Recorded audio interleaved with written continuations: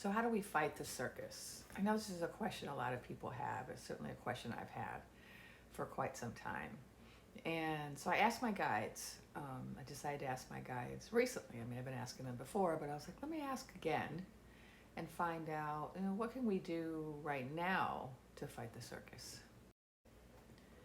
So what did I get as an answer? I got a story. So I'm going to tell you a story that was told to me about how to fight the circus. In particular, the story is about a giant shark. And so the focus of the story is actually not just about the circus, but it's about the head clown. And quick aside, all of the code names and the characters and the storytelling really started out as a way to deal with the censors. And I had to switch from using real names and real words to, telling stories. And that's how it started. But then it became something else, and I just got really caught up in the stories, and I love telling the stories, and people love the stories. And now I kind of feel like if I'm in a situation where I have to use like his real name, I just want to let go and cleanse the space of the toxic energy associated just with the name. OMG, right? Like he who must not be named, right? From Harry Potter. But anyway, let's tell the story. Our story is about a shark, a really large shark. And there was this town, this seaside town, and they found out that there was all of these people kept dying. And there was just like one catastrophe after another, and somebody over here got hurt, someone over here got hurt, someone over here died, my child died. And all along this long, long coast, there were all these reports of all of these terrible things happening. And for a long time, people were kind of just like, oh my God, just trying to respond to every catastrophe as it came up. And it took a while for people to really start to recognize that the source of all of these injuries and all of these unalivings was this one shark. So this was a really, really big shark. Like, it was a bigger shark than anyone had ever seen before. It was a monstrosity of a shark, and it had more teeth than anyone had ever seen on one beast. And so, people started to get together and have conversations. People from different towns started to gather, and they started to try to organize and problem solve and say, what can we do? How can we deal with this giant beast that's hurting all the people? And, everybody had an idea. Some people were doing research. Some people were strategizing. Some people were creating new weapons, sharpening the weapons that they already had. And everybody had ideas, and everybody had questions, and everybody had plans. But the catastrophes kept happening, and the unalivings kept happening, and there kept being more sightings and more reports and more people getting harmed, and people were like, what do we do? What do we do? And one of the leaders was a humble leader, and he decided, you know what, instead of us keep, banging our head against the wall trying to solve this problem, let's go ask some wise elders. So they went to the grandmother's hut, and they spoke to the grandmothers. And they asked them, how do we defeat this shark, the likes of which we have never seen before? And the grandmothers conferred. They sat in a circle, they reflected, they prayed, they talked a bit about it, they ate some food. And the grandmothers said, well, now, it's true. We've never seen a shark quite like this before.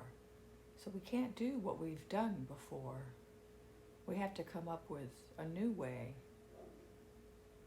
a new approach. The old approaches just won't work anymore. And most people just couldn't accept that. I mean, we had all of these successful ways of combating this kind of thing in the past, and they were tried and true, and we were good at them, and we knew how to do them, and we had books written about them, and we had stories about them. And so how are we going to proceed when we have to proceed without relying on anything that we have done in the past? We've dealt with sharks before, some people said. We've successfully dealt with sharks before. But the grandmothers insisted, you've never dealt with a shark like this before. And as it always has been with the way of elders, they didn't tell the young people what to do. They just planted a few seeds, a few bits of wisdom that they could chew on. So the people went back and they got into their own circle and they started to chew on what the grandmother said, and they started to talk about it and discuss it amongst themselves, and they said, okay, we need a new plan, a new way of dealing with this shark, because this shark is not like any other shark. And so put all the weapons down that we've already built, put away all the books that we've used in the past. We need some fresh new ideas. So one day, while all of the important leaders were gathered in a council trying to figure out what to do, there was a child that wandered in, and this child's name was Turtle. And they called this child Turtle because the child tended to move very slowly and to seldom speak. But whenever this child did speak, they always said something of great moment. And so the adults had learned to pay attention to Turtle. And so when Turtle wandered into this little meeting, they knew that they should stop talking and listen. So Turtle raised their little hand and said, excuse me, but how many teeth does that shark have? And the people said, well, the shark has about 100 teeth. And little Turtle said, I have another question. Is that why the shark is able to harm people in 100 different ways? Because they have 100 different teeth? And the people said, yes, that makes sense. That's exactly the problem. You know, that shark has so many teeth, it's got so many different ways of harming people, so many different catastrophes it's capable of creating on a regular basis. And we just find ourselves going from one catastrophe to another, trying to put out this fire and then this fire, trying to grieve this loss and then this loss. And the teeth are so strong. When the shark closes their mouth, his mouth got these 100 teeth, and they're just like such a strong barricade, all of these teeth together. How do we get through these teeth? How do we break through these teeth? In the olden days, with a regular shark, we could just use our weapons to break their teeth off, and then the threat would be gone. But not with this one, not with this monstrosity. I have an idea, said Turtle, if you don't mind listening.